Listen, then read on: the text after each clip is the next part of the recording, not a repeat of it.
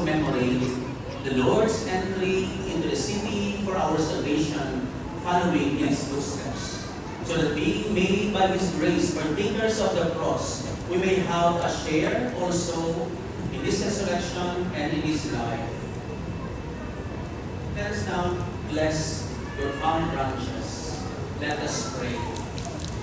Almighty and ever-living God, sanctify these branches with your blessing, that we who follow Christ, the King in exaltation, may reach the eternal Jerusalem through Him who lives and reigns forever and ever.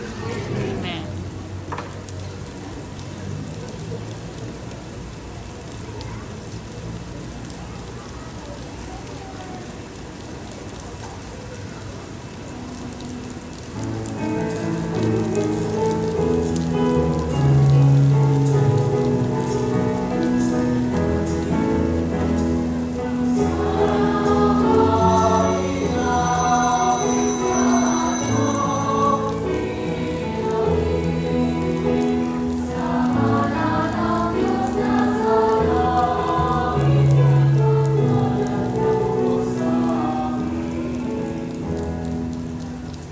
A proclamation from the Holy Gospel according to St. Matthew.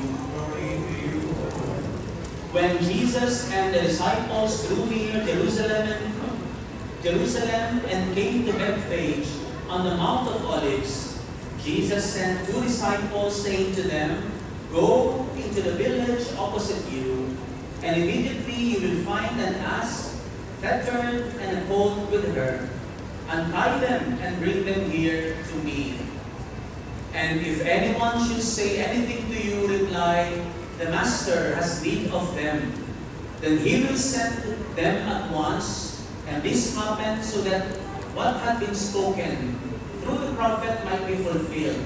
Say to daughter Zion, Behold, your king comes to you meek and riding on an ass, and on a colt, the foal of a beast is of burden." The disciples went and did as Jesus had ordered them. They brought the ass and the colt and laid their cloaks over them, and he sat upon them. The very large crowd spread their cloaks on the road, while others cut branches from the trees and strewed them on the road. The crowds preceding him and those following kept crying out and saying, "Hosanna to the Son of David. Blessed is he who comes in the name of the Lord. Hosanna in the highest." And when he entered Jerusalem, the whole city was shaken and asked, "Who is this?"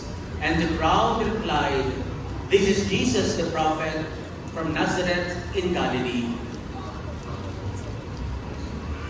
My dear friends, the Gospel of the Lord. Praise to you, Lord Jesus Christ. Let us go forth in peace as we bless or sprinkle with holy water your palm branches. The entrance.